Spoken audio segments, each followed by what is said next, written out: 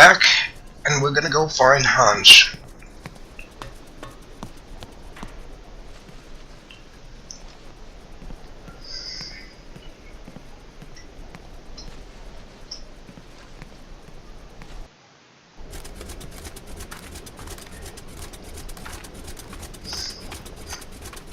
What we do is we can ask Malka first.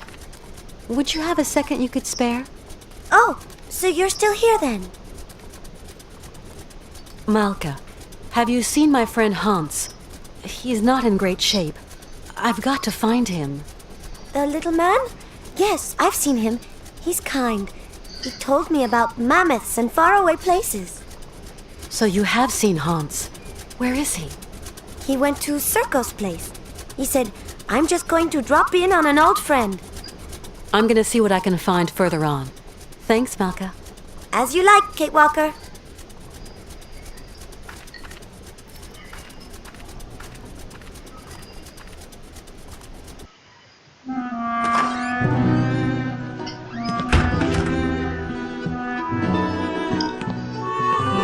Oh, Hans.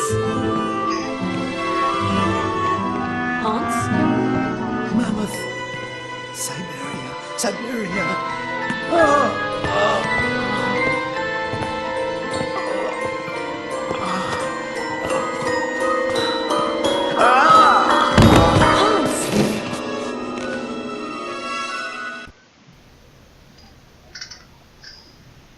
How's it going? Father, Hans doesn't want to stay in the attic anymore. What happened? It's not his fault. How's it going? Your brother's a good-for-nothing imbecile, Anna. You hear me? A feeble idiot. How's it going? Syberia. Okay, so that's not gonna do anything.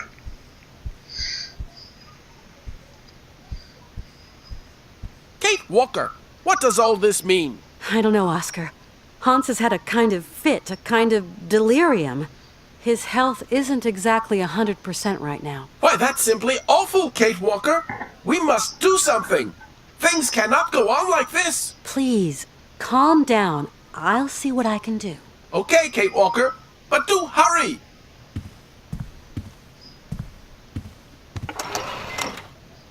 And he's no help.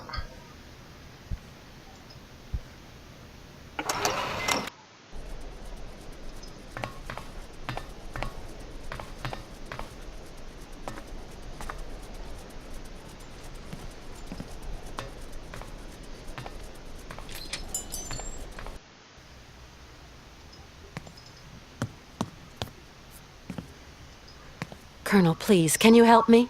What can I do for you, Miss Walker? Would you have something to treat a fever? My friend is sick. I'm sorry. I sold my last pills last week. Is there a doctor around here, or a pharmacy or something? Around these parts? That would surprise me. They say the monks up there can patch a man up. At least people around here go up there sometimes. Thanks for all your help, Colonel. The pleasure is all mine, Miss Walker.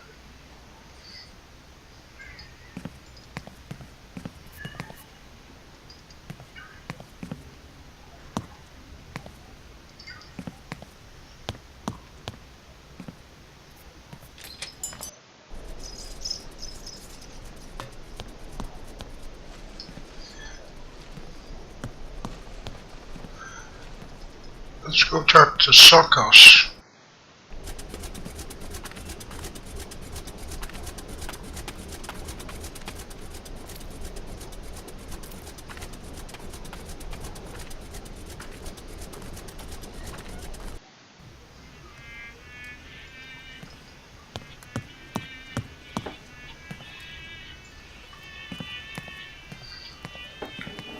And if you notice, the brothers were sitting here at the table before when Hans collapsed, and they're gone. Good evening, sir. Good evening, milady, and welcome to the famous Circus Cabaret, haven of all known pleasures and human arts. How may I be of service to you? I've just arrived here. My name's Walker. Kate Walker. You have a charming little town. Good day to you, Miss Walker. How's our friend Hans Vorarlberg coming along? Not great news. Well, if I can be of service, whatever you require, don't hesitate to shout. Mr. Sirkos, you wouldn't know someone who could treat Hans Vorarlberg, would you? Oh, not many pill pushers around here. Guess there's always the monks. The monks, you say? People around here say the patriarch of the monastery has healing powers. They also say he's a dingaling, a bit of a fanatic, if you know what I mean. Well, whatever. I have no choice. Mr. Sirkos, I'm worried about Hans's health. Dang, it's all my fault. Never should have asked him to do me that favor. What do you mean, favor? No major work or anything, just to get my wind-up Broncos bucking again. Oh, don't blame yourself. Hans was already ill before he came to see you. You've got nothing to do with it. Do the monks have a telephone? They don't even have electricity. You'll have to go up there in person, Miss Walker. Then try to convince them to take care of your friend. How do you get up to the monastery? When you go out of here, turn right. You can't miss it. Thanks a lot. Mr. Sirkos, could you please introduce me to the patriarch of the monastery? Want my opinion? Best stay right away. Oh, why's that? Have you ever heard a showman and a priest sing a duet together? They think my cabaret is a den of debauchery, and that I'm a funky old miscreant luring lambs from the altar. Really, Mr. Sirkos, we're not in the 19th century anymore. But we're not too far here, Miss Walker. Believe me, best I don't put my finger in that pie. I've got to go now. Go quickly, Miss Walker, and good luck. Mighty kind, Mr. Sirkos.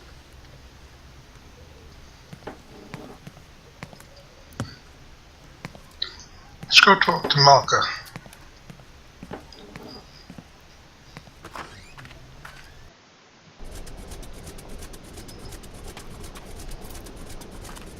Malka? Yes, Kate?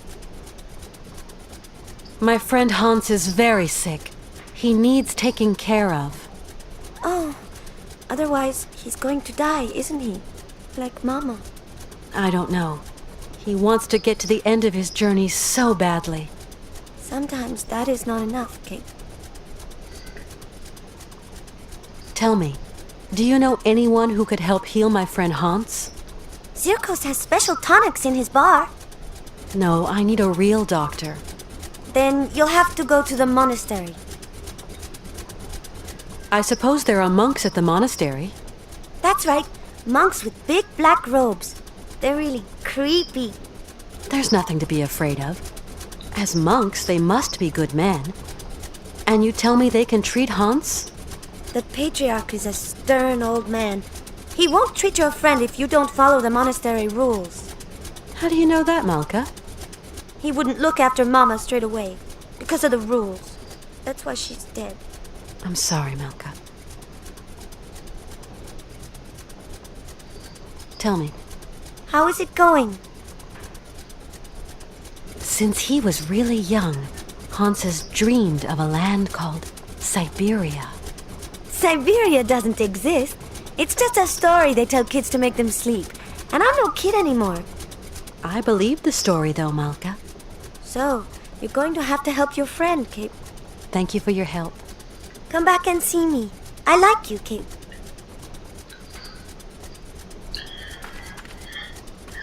Let's go talk back to Sirkos. See if he has anything different to tell us.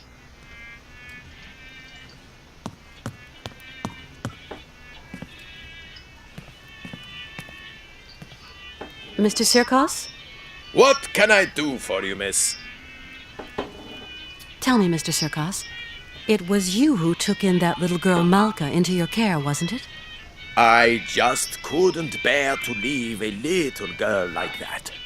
What happened to her mother? Oh, a gypsy woman fleeing God knows what monkey business. She got here half dead and crazed with fever. The monks helped her, isn't that right?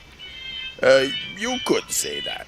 When they stopped being high and mighty, they took her up to their monastery for treatment. But it was far too late for the poor girl. Them old crows make up their own rules. They'd leave a man to rot rather than get their habits dirty. I don't like 'em one bit, Miss Walker. What rules are you talking about? It's a phony old custom.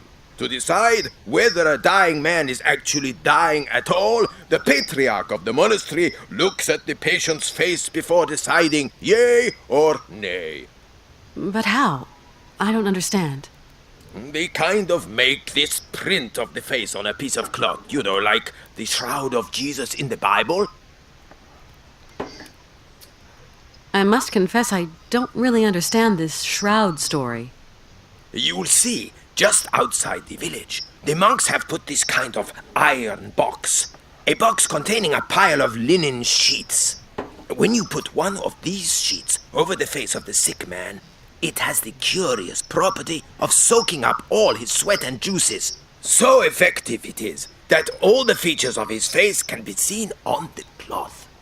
And so the old patriarch looks to this print to form his diagnosis? At least what he can judge is whether that face on the shroud is sick enough to get dragged up those rocks to the monastery and be treated by him. I suppose anybody can take a cloth from the crate if he needs it? You suppose wrong, Miss Walker. One person has charge of the distribution of the said shrouds, and that's Malka. She sure is proud of her position. The patriarch himself gave her the responsibility, and that kid ain't giving it up for no man, believe me. I've got to go now. Go quickly, Miss Walker, and good luck. Mighty kind, Mr. Sirkos.